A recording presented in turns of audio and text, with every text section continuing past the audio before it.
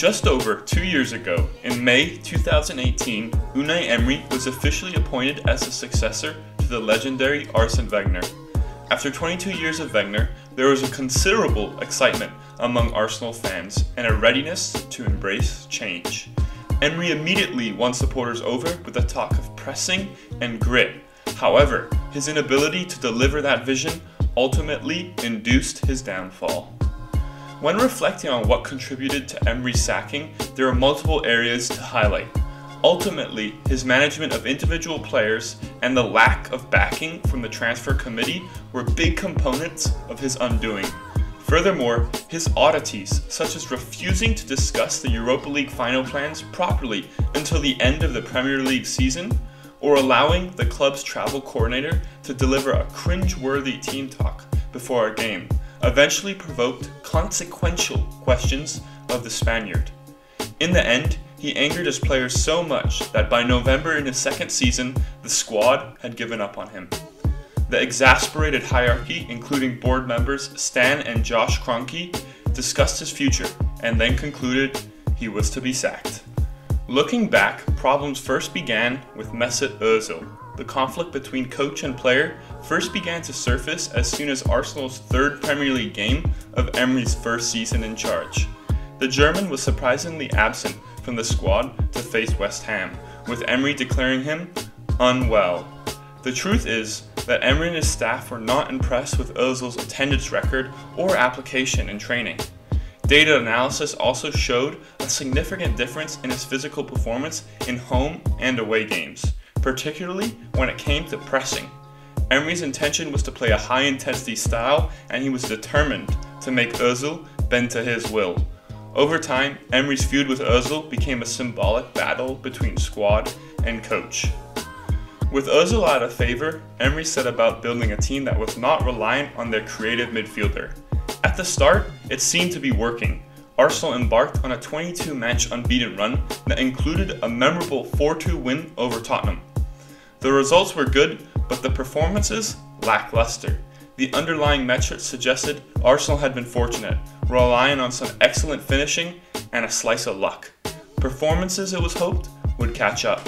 Unfortunately, they didn't. Arsenal's unbeaten run came to an end in mid-December after a 3-2 defeat at Southampton. Later that month, it also emerged that Arsenal's head of recruitment, Sven Mislintat, would be leaving the club. Ross Sanelli was promoted to head of football. After consultation with Emery, Sanelli sought to replace Mislintat with Spanish recruitment specialist Monchi. Monchi and Emery had experienced great success at Sevilla, and the intention was for them to echo their working relationship in North London.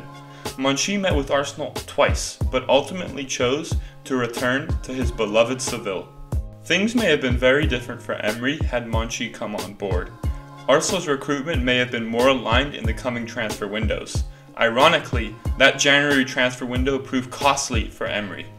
Rob Holding, Hector Bellerin, and Danny Welbeck had all suffered season-ending injuries, yet the club were unwilling to invest substantially midway through the season. Instead, Emery was told the club would be restricted to loan deals. He was desperate for a winger, but bids to sign Yannick Carrasco and Ivan Perisic proved futile. The one player Arsenal did sign in January was a personal recommendation from Emery himself, Denis Suarez. The midfielder had played under Emery for Sevilla. He arrived expecting to be a key part of Emery's plans, but barely featured, making just 6 appearances in all competitions before returning to Barcelona. This deal is understood to have cost Arsenal more than £5 million, while it also severely damaged Emery's credibility with the transfer committee. A good deal of faith evaporated during Arsenal's terrible finish to the 2018-2019 season. They won just 2 of their final 7 games, a series of results that cost them their place in the top 4. A 3-2 home defeat by Crystal Palace was particularly damning. In a must-win match, Emery allowed the club's travel coordinator, Amesh Manek, to give the pre-match team talk.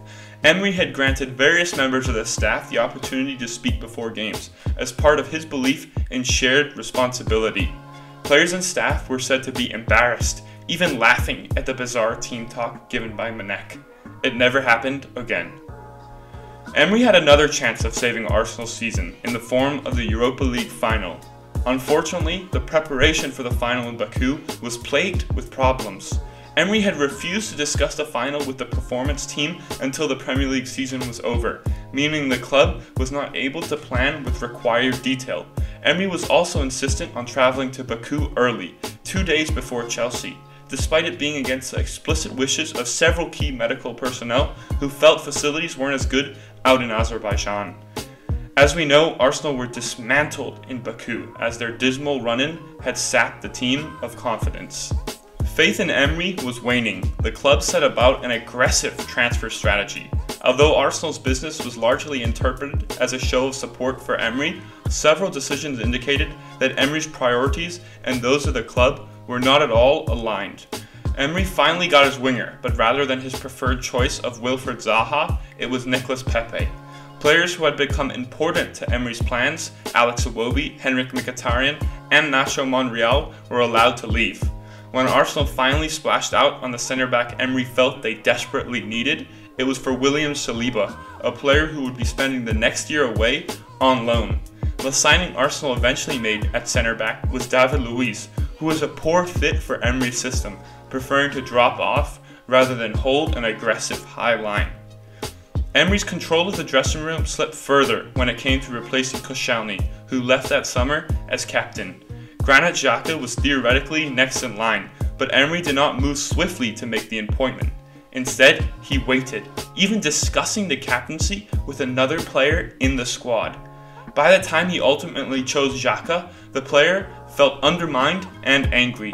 When Xhaka and the Arsenal supporters fell out in spectacular fashion after another fateful fixture against Crystal Palace, the Swiss international was just as frustrated with his coach as with the fans. The start of Emery's second season was a continuation of Arsenal's appalling end to the 2018-2019 season. After pleading for a winger, Emery proceeded not to play the one he received, as Pepe did not start any of Emery's last 3 games as head coach. Furthermore, it was hoped the Ivorian could form an exciting front 3 alongside Pierre-Emerick Aubameyang and Alexander Lacazette, but the trio started just twice together. As Emery continuously changed his lineups, the faith of his players faded. Privately, many players complained of simply not understanding what the Spaniard wanted from them. Language was, of course, a factor, but as pressure increased, Emery's ideas seemed to become more muddled. An expanding vocabulary did not lead to an improvement in clarity.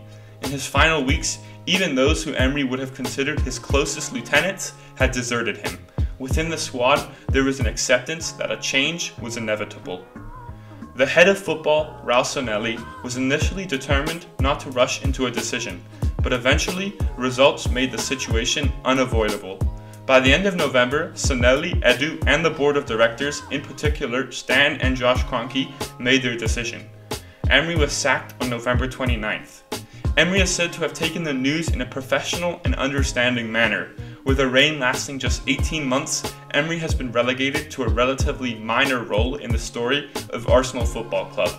Arsenal fans and board members alike will look back at his tenure as a stepping stone, one in which the club finally proceeded to appoint Mikel Arteta. The hope within the club is the latter can yield success where Emery did not.